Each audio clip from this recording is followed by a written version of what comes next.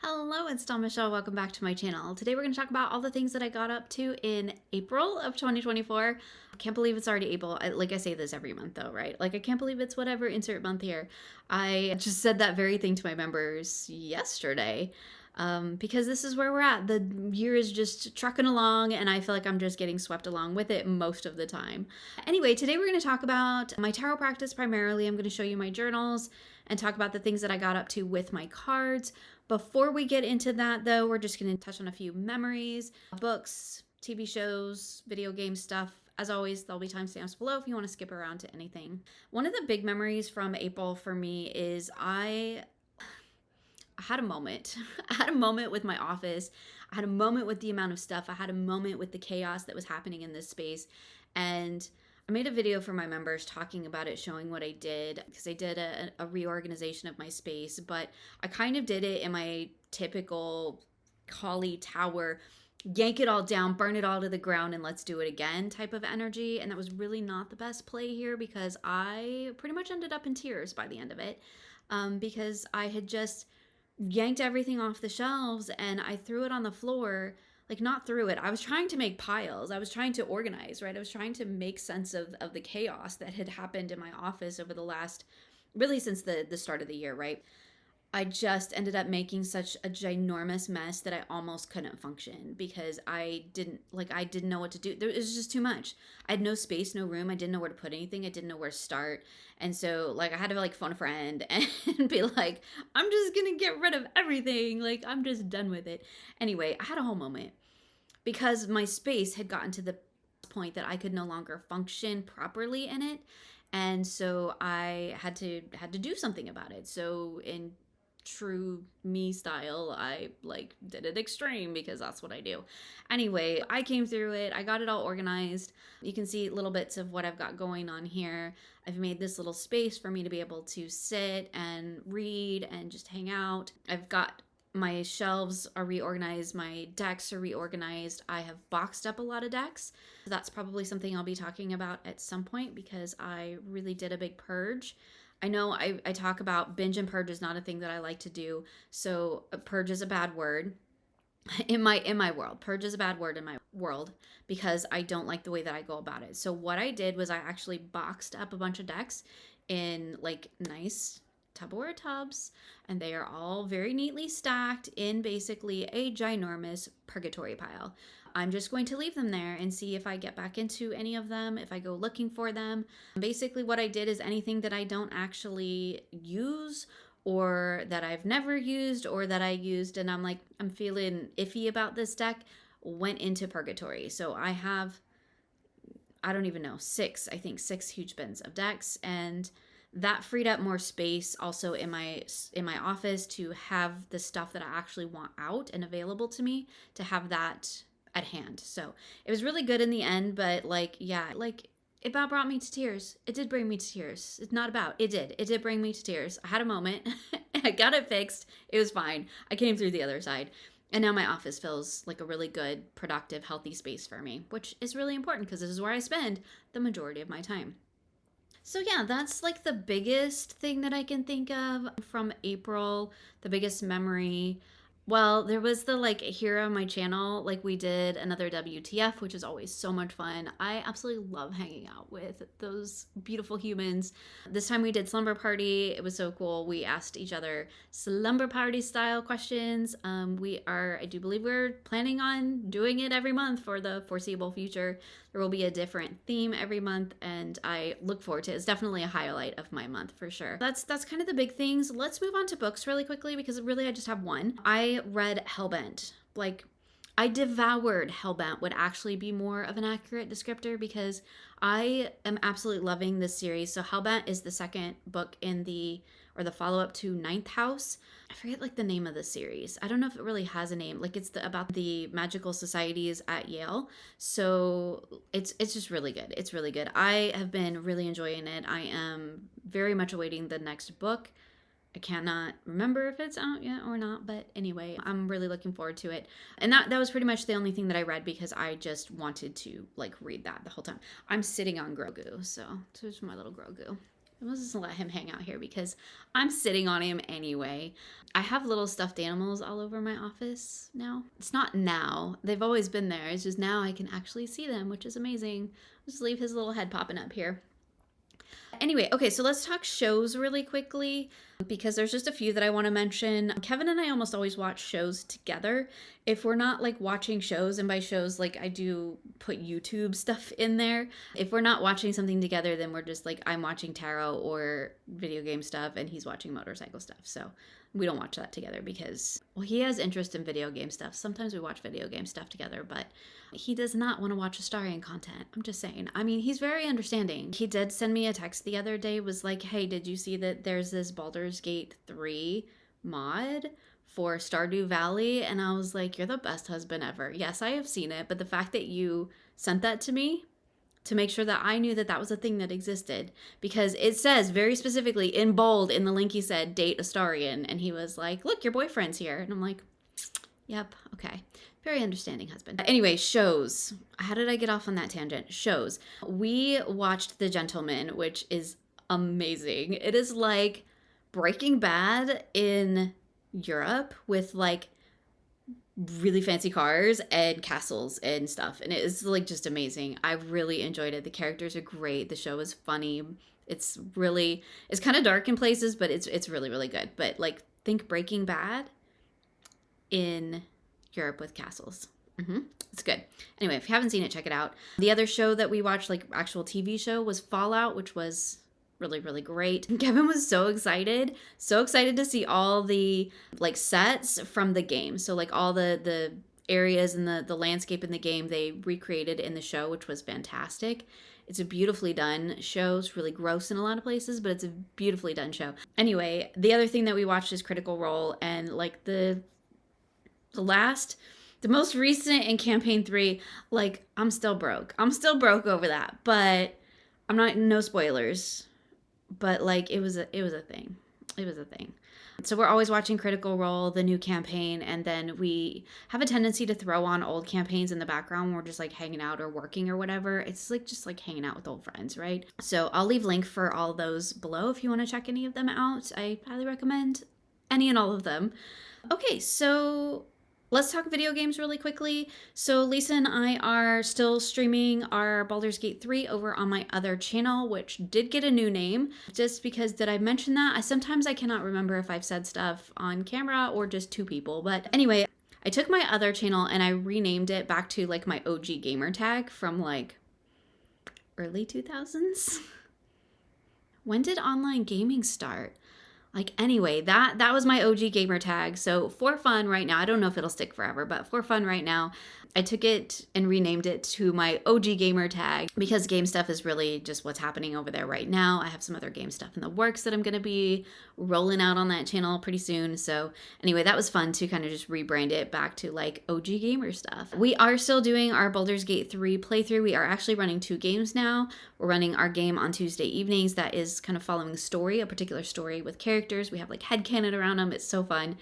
But then we also added in a new game called Monsters and Mayhem, where we are actually using real dice and real cards. It adds this whole other layer to gameplay because Lisa and I pull cards every time there's a combat scenario and we have to do whatever the cards say, right? So we have integrated tarot into the game as a game mechanic, which is been amazing. It's been really, really fun. We also use real dice. So whenever there's like dialogues or decisions to be made, we roll real dice. Also, I am working on some dice divination stuff, so I've been incorporating that some into my practice. I'm not going to be talking about it this month because I don't really have anything solid yet to share, but as soon as I do, I will. And it's definitely something I've been playing with because I absolutely love dice, and I'm loving this idea of integrating dice into my tarot practice and my tarot readings. Let's go ahead now and jump to the things that you probably really want to hear about, which is my tarot decks that I worked with, my practices that I engaged with. We'll take a look at my tarot journals,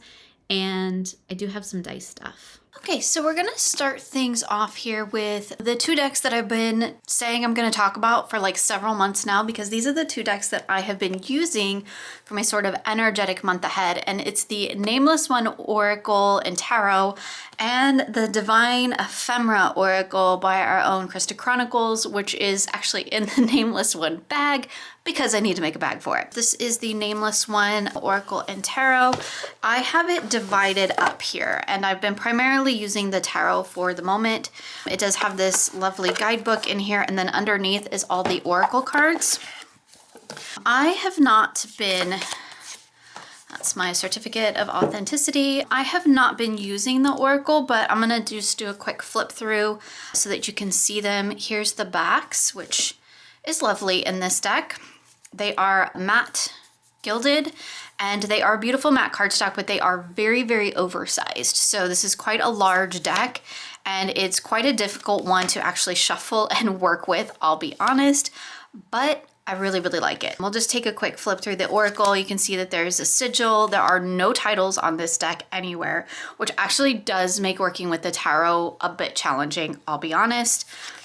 But it's one of those decks where the artwork is so beautiful that I make exception for it, right? Same way I make exception for the size of it.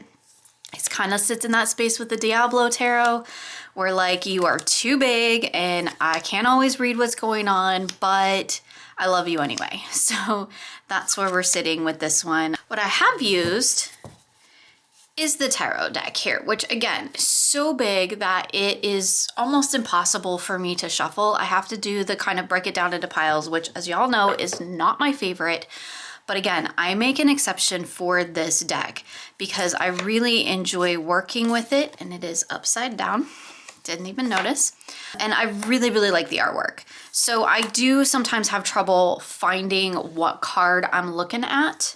So sometimes I have to go into the guidebook, which thankfully everything's upside down. Thankfully there are full color images, so I can pop into the guidebook really quickly. You can see the guidebook's very glossy, and find the image, which, okay, isn't always as easy as it sounds. I have flipped through this book many, many, many times trying to find an image. And like I flip through it, and then I flip through it again, and I flip through it again, and like for whatever reason my brain just does not see the image the first like 3 times.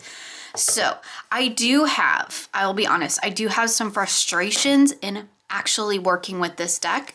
I think that's one of the reasons why I haven't used it for more than my energetic month ahead, and why I haven't ever pulled more than 2 cards, because for one, I feel like 2 cards is plenty with this deck. I don't know why, but like between the art and the sigils and all of that, I don't know what is going on with some of the things being upside down. Me and this deck were a hot mess today. Some of the cards I recognize and I can tell what it is, but most of them, I'll be honest, like I got no clue what I'm looking at a lot of the time, or I have to sit here and literally count things.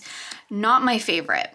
However, that being said, what this deck does really well, and the reason that I keep it around and I really like it, is because it makes me slow down. And for using it for an energetic month ahead, that's a great energy, because I want to slow down. I want to take my time. I want to look at the images. I want to get into the guidebook. I do not have the big, beautiful book. It was not available when I purchased this deck. It might be now. I haven't gone back and looked.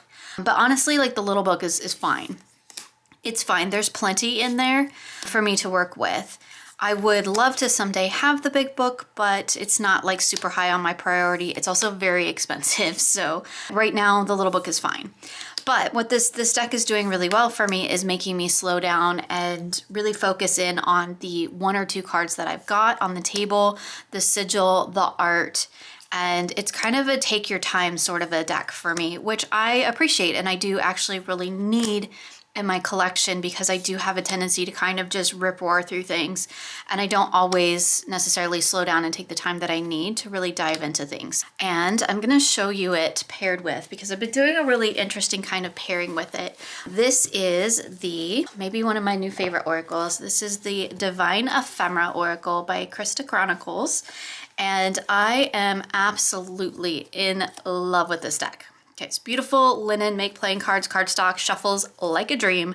It is traditional oracle size, and the collaging that Krista did in this deck is amazing. I do love that we have the archetype or the goddess or god listed on the card as well as a keyword. That's super important to me. I've looked at a lot of other decks of this nature, and if they just have the name and not a keyword, it really isn't a usable deck for me. So I really, really appreciate that Krista added that.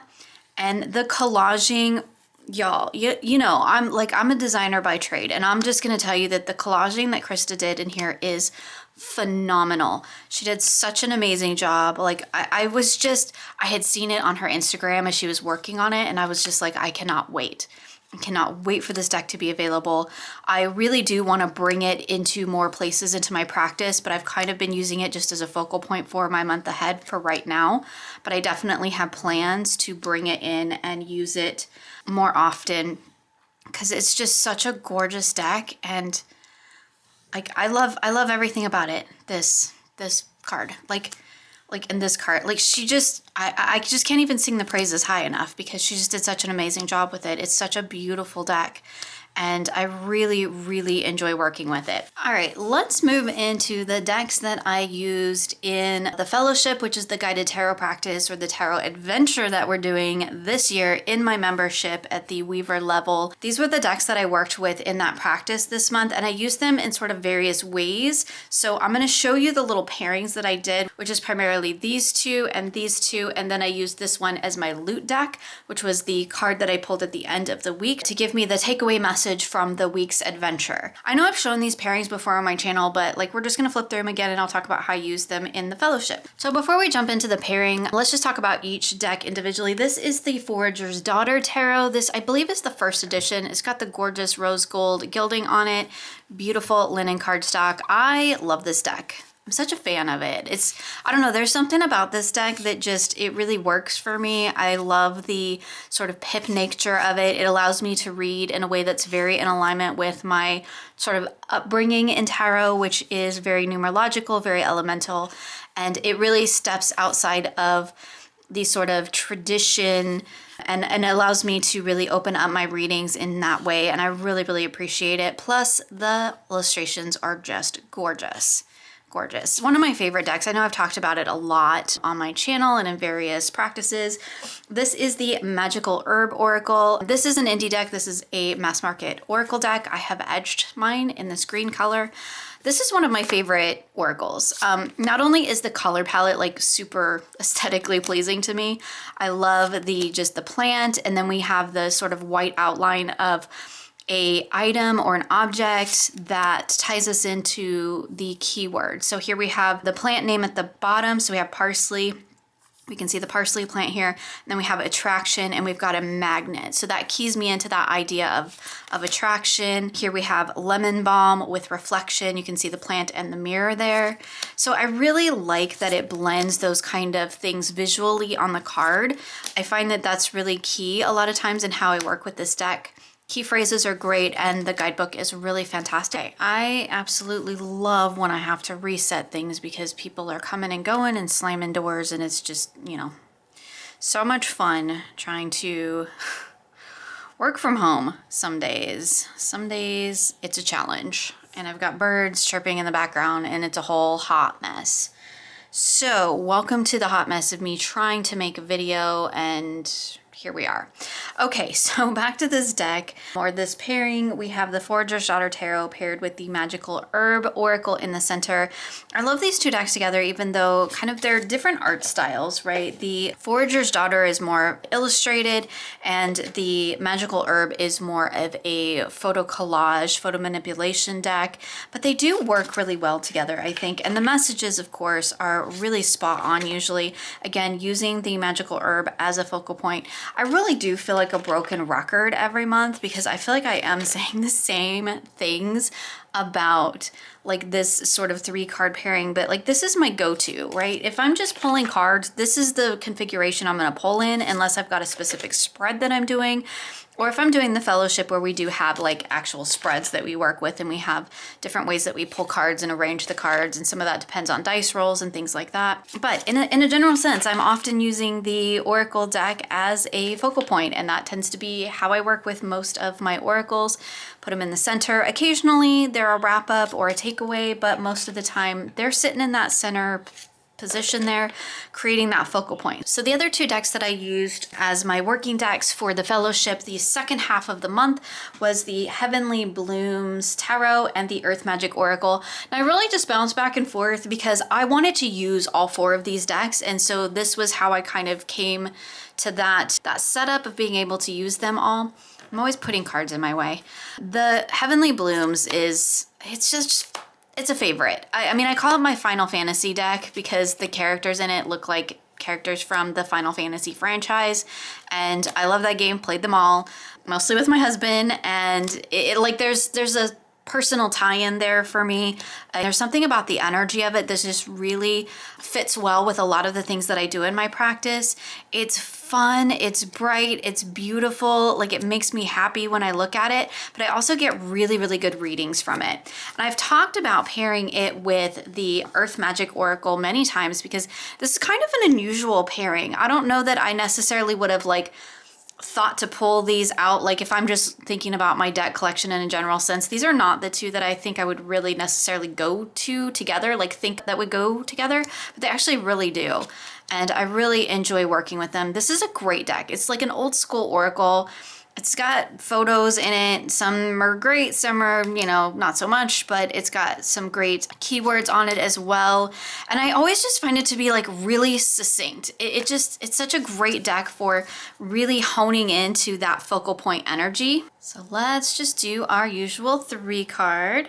And yeah, I'll show you. So here we have Mountain with Strength. I mean, that's like the thing, right? There's no really mistaking what this deck is telling me. And I think that's one of the things that I really like about it, is it really does just kind of give me exactly what I need in terms of that really succinct focal point. So here we have Lightning with power between the Page of Cups and the 4 of Wands.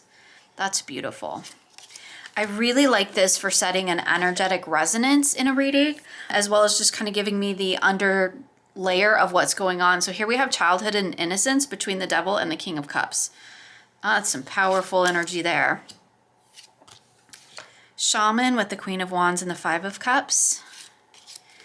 Yeah, it's just beautiful. I don't know, they just really work for me. Aesthetically, they are fairly different. The Heavenly Blooms actually sits in its own sort of fantasy world. Each of these suits have a clan and there is a little story. And then we get into the Earth Magic, which is definitely more of kind of a shamanic style deck. So it's really interesting, I think, to blend these 2 together, but they just work so well for me. I mean, look at this one, the Tsunami with the Wake Up Call between the Magician and the Tower. I mean, that's just fantastic. I really love working with these together. Yeah, see, it's just something about the way these decks work together. It makes my brain so happy. Into Activation with the Ace of Cups and the 7 of Swords. They're so good together. And they're both mass market decks, which is always wonderful because, relatively affordable and accessible, which is fantastic. So we have the Milky Way with Perspective, Ace of Swords, 5 of Laurels. Let's just do one more. New Moon and Promise between the 9 of Swords and the King of Laurels. That's gorgeous. So the other deck that I used in the fellowship practice for this month is the Earth Alchemy Oracle, and I used this one as my loot deck. Now, loot is a card that we pull at the end of every week to give us a takeaway message for the week. Here's the backs of this one. I love the size of this oracle though. And at the end of the year, at the end of the adventure, there's a thing we're going to be doing with all the loot that we've collected throughout the year. So for this one, I was really just focusing in on the key phrase. I mean, I took note of the plant and the crystal because that's on all of these cards, which is fantastic. But really what I focused on was the main keyword. And then if I needed to, a couple of these smaller keywords underneath it. I really like the artwork in this deck. It actually pairs really beautifully with Heavenly Blooms as well. Occasionally I had like all my cards out on the table and then I would pull my loot in addition, so I got to see all the cards together, which was always fun as well. But it's just a fun deck. I really enjoy it. There's a couple of decks by this creator. I think it's the creator team. I think it's the same writer and artist, and there's a couple of these, and I do believe I have all of them at this point because I really enjoyed them. Okay, let's talk about a couple of other decks that I used throughout the month. This is a little pairing. These two in particular I've talked about, I think, last month, because there is a project that I'm working on, and it has kind of like this southern flair to it, for lack of a better way of explaining it right this 5 minutes, because it is still in progress and it's not out yet. But anyway, I've been trying to find the right tarot deck. I have the oracles. The oracles are set. I've got those down. They fit the vibe of the project and everything, but I've been really struggling with finding a tarot deck to add to this energy for these readings, because I do readings around the project. So I tried the Little Sister Tarot. So let's jump into this one first, because I kind of want to just kind of flip through it and talk about it a little bit. I haven't used it a ton. It's one of those. Here's the beautiful backs. It's edged in this matte, bright, bright blue.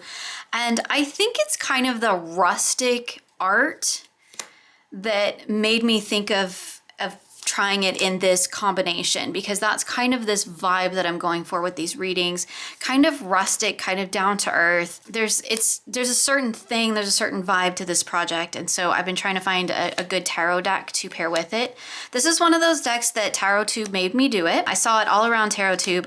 Was it last year? I don't even remember when it was. It was kind of like the new hotness for a little while. I have not really seen anybody talk about it since. So if you have this deck and you are using it or have been using it, I would love to know what you think about it. I'm enjoying it. I really am. I really like the kind of rustic, that's just the word that keeps coming to mind, art style. It's just, it does have a sort of unique energy to it. I don't know that it quite hits where I need it to hit with this project. I'm going to keep using it into May though, so we'll see how it continues to develop as I continue to use it. So what I do is I pull cards, this selection of cards, every time I work on this project. And I do sort of check-in readings as I'm working my way through the project, just to kind of help, you know, keep me focused, keep me on track, help me to become aware of things that maybe I need to, you know, keep in mind as I'm working through this particular thing that I'm doing. It's a really interesting deck. It kind of reminds me of the Tarot de St. Croix, but in like a folk art version of Tarot de St. Croix. Which I'm not sad about, because I actually really love Tarot de St. Croix. I've used it many, many times and for many, many years, and I really, really love it. So this one is an interesting one because I'm still finding my way with it, but I wanted to just kind of note it because I did show it like on my Instagram. It does, I haven't been shuffling decks, but like a lot of these are decks I've shown already. This one, because it's a newer one, I do have like, I don't know if it's gonna break in a little bit, but it's very stiff and it's very matte, so it doesn't really want to go back together very well. So it's a bit of a challenge to shuffle. It does shuffle, it does shuffle. It's a little bit of a challenge. It kind of clumps a little bit, but the backs are super cute. The backs are so cute. Let's do a little pairing with it, because this is kind of, I mean, I haven't been using it so much in the 3 card as I have pulling multiple cards. So I'm gonna pull the 2 different decks that I'm using with it. So we're going to use that in term for our little pair here. This is really tall. I'm actually going to split it so we're not getting such the shadow. This is my Southern Gothic Oracle. It's one of my favorites. I use it all the time. I do have the botanical one, and I use that one on occasion too, but this is the one that I'm using specifically most of the time for this practice because it has a bigger variety of things in it. I love me a botanical oracle, like y'all know, love me a botanical oracle, but this one has more energies and more things that I can tap into beyond just plants. So I've been using that one. Definitely one of my favorite oracles in my collection. And then I've also been using my conjure cards. So I have edged these ones too. I mean, they're playing cards with this particular system over integrated into it. So I've been using these together and I do really like it. I do have to get into the guidebook for conjure cards because I still don't have all of these associations memorized, but like that's okay. And honestly, the way I'm usually doing this is pulling multiples of these cards, but we're just gonna kind of flip through them in this configuration so we can just see how they go together. I feel like in this configuration right now, I feel like the Southern Gothic is really overpowering the table at the moment, but I think that's just because of the configuration that I have it in. I'm gonna switch it up here in a second because I just wanna show you these for a minute, and then I'm gonna do them each individually. So this is kind of how I've been working with them, these three together in various sort of spread positions based on whatever it is that I'm doing in the moment or the type of reading that I'm looking at. So yeah, let me pull these off for a second and let's just do this. We already looked at those, so I kind of just want to see these two together. Again, I do have the extra cards, the Haunt pack mixed in with my Southern Gothic, so there's an expansion pack and I have that mixed in. But these together, I think this feels a little bit more in balance. And then honestly, like I pull these like around is how I've been working with it. This feels a little bit more in balance in how I think the decks really come together. So here we have Two of Swords between the Black Coffee and the Bride of Annandale with Toxic Nostalgia and Infatuation. And then here we have Shadow Work and Awakening. So one of the things that I can do also with this is pull the tarot, you know, in association with the keywords, which is really great. Sometimes I do that as well. The Sun between Sassafras and the Psalm Book. Gorgeous. I'm totally off the screen. Love when I do that. Let's put this is not me not looking at the camera at all while I'm recording. So yeah, this tends to be the configuration that I've been working with them in, with the Oracle card in the center, the two tarot connecting to those two keywords. So we have Pinecone with Third Eye and the Seven of Pentacles, New Perspective with the Devil, and then we have the Conjure card underneath, and this is giving me the underlying energy to this reading. That's kind of how I've been working with them. Real quickly, I want to talk about one more deck, and this is an oldie, like an oldie but a goodie style deck, right? And this is, I think all my cards are still on top. They are, but that's okay. This is the Dreaming Way Tarot. I have multiple copies of this deck. This is the one that I've left untrimmed, but I do have a trimmed version.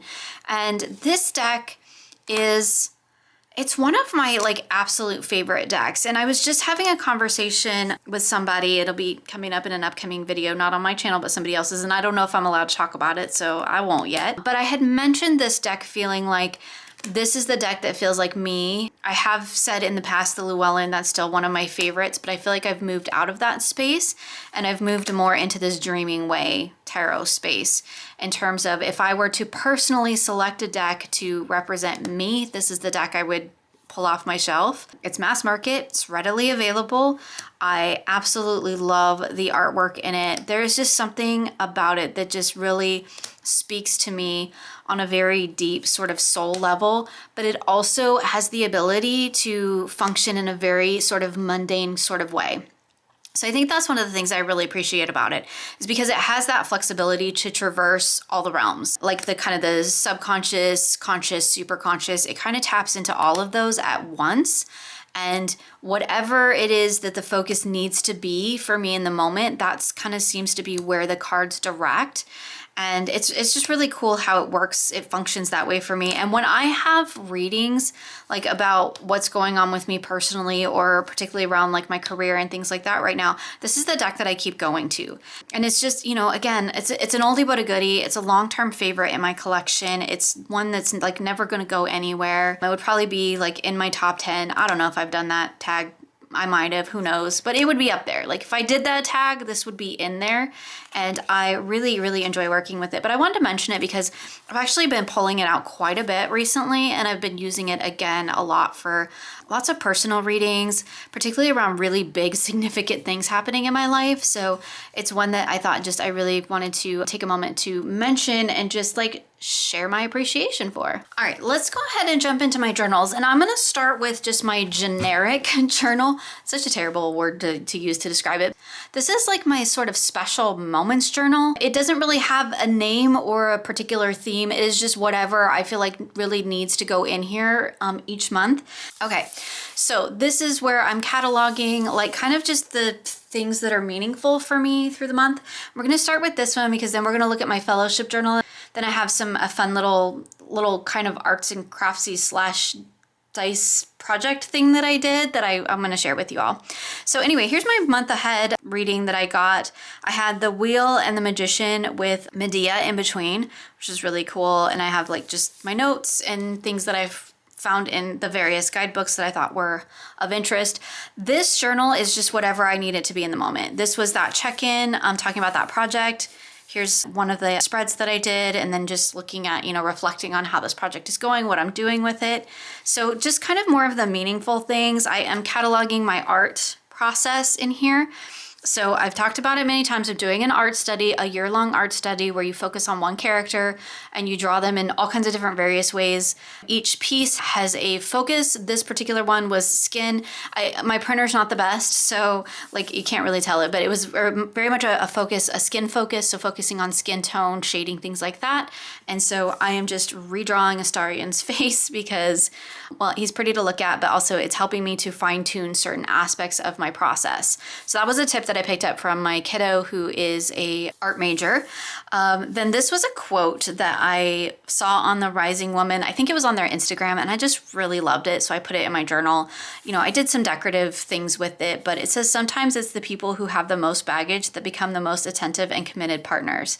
And I just really loved that thought. So this was a really interesting reading that Lisa and I did toward the end of the month, and it was about a particular decision that I had to make in my career, and we worked through the process together. We pulled cards together, so we did this like mirror reading. Here was her cards that she pulled using the Unicorn's Journey Tarot, and then here was my cards that I pulled using the Dreaming Way, and then we read these two together and then kind of like figured out my path forward.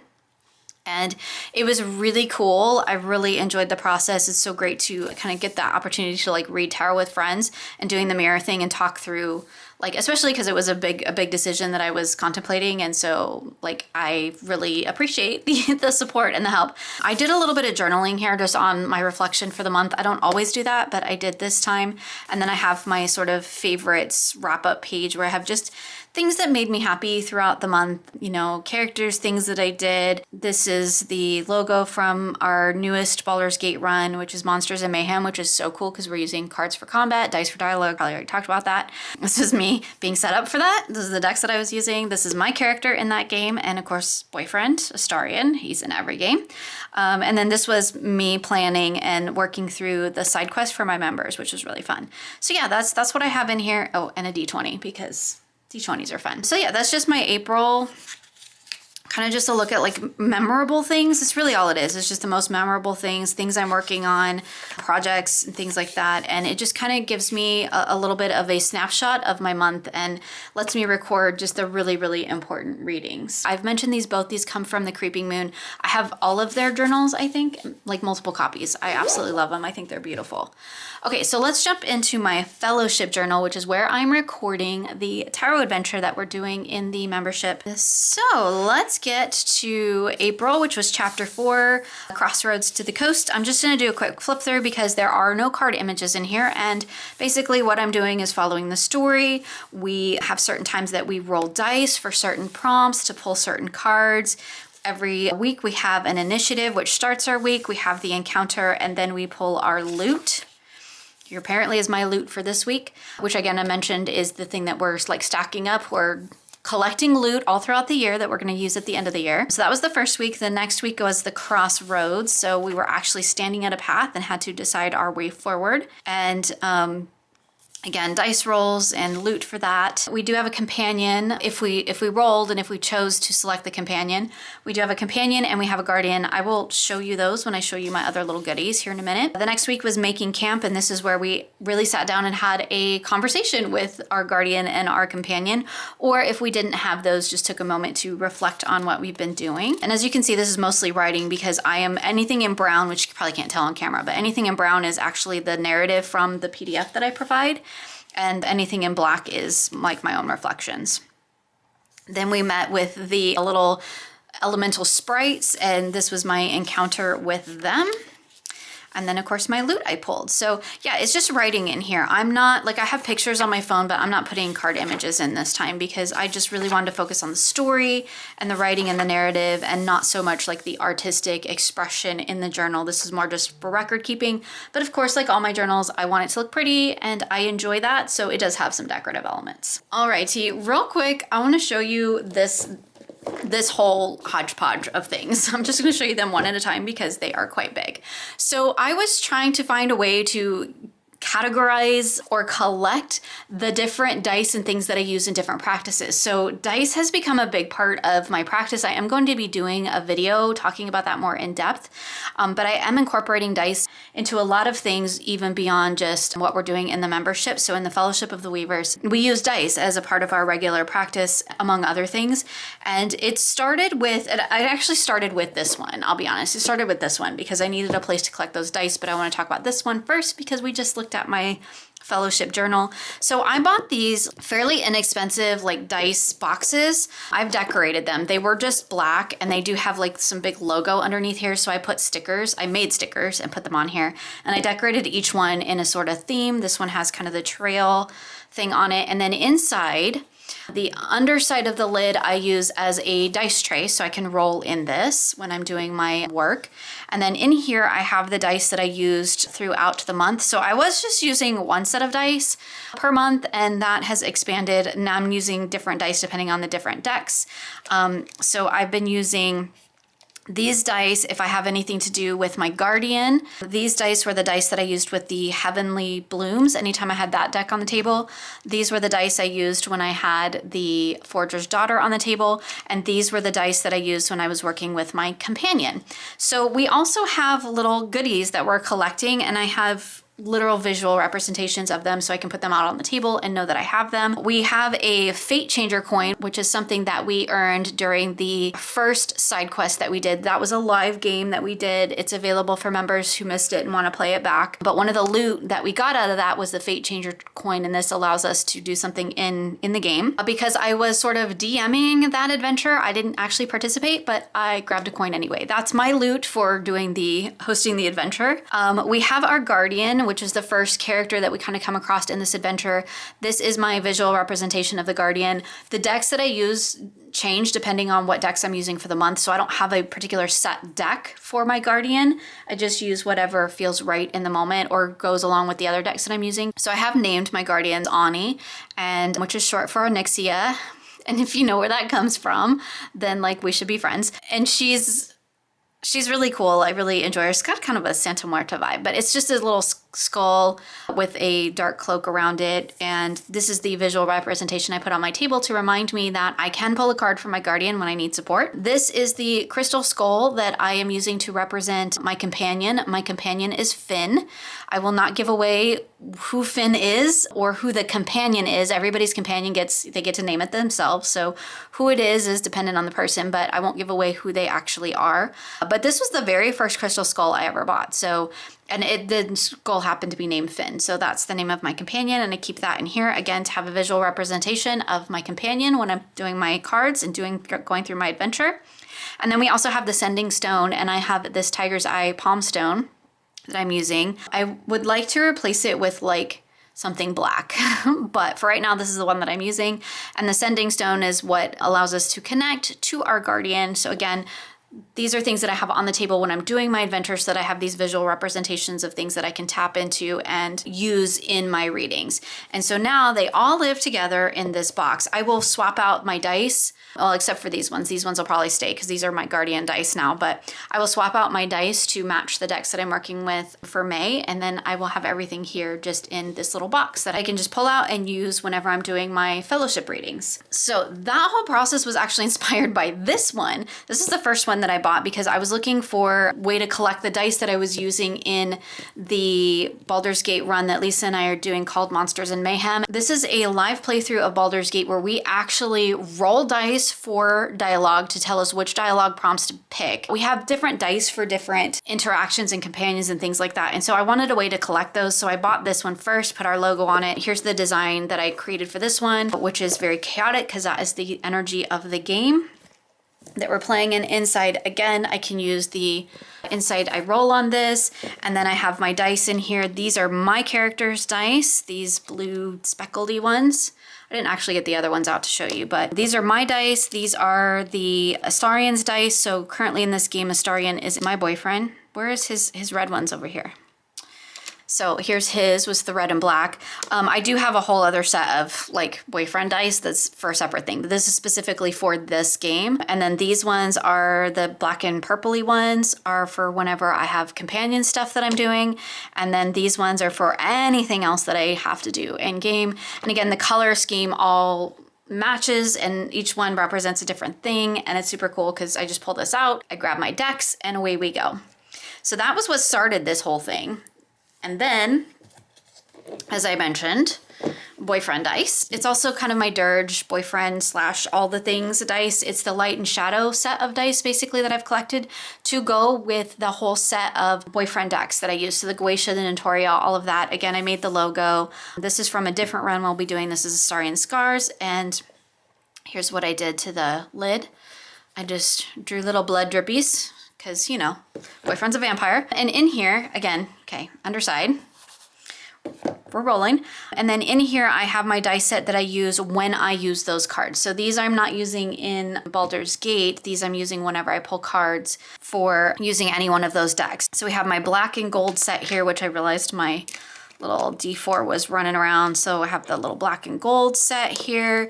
Then I have this set, which is my Astarian set. So when I roll Notoria, basically, so anything to do with the Notoria deck uses these, AKA boyfriend deck, AKA Astarian dice. And then I have these ones here, which are the red and black with the gold. These are the Dark Urge, or the ones that I use when I pull the Goetia for shadow stuff. And then we have these ones. I say we because Lisa and I have this whole same set. She doesn't, I don't think she has these ones, but we have this whole same set. And these are our little blood splattered vampire dice, and we call these our bloody kisses. And that's like a whole thing. That's a whole thing. But anyway, these are the dice that I use for when I work with that set of cards. So they all live together here in this one. And then I have my monsters, which started this whole thing because I needed a place to collect all of those. And then of course my fellowship dice. All right, so can we play this game? Like, why? Why do I insist on trying to play this game? Let's put that here. That's so not gonna work. Let's do this and this. There we go. That is as good as it's gonna get. I don't know why I try to play this game. Anyway, that is the majority of the things that I worked with and got up to throughout the month of April. As always, you'll find links for everything I've showed here in the description box of this video. Thank you so much for hanging out with me today. I hope that you had a wonderful April, and I wish you many blessings moving into May.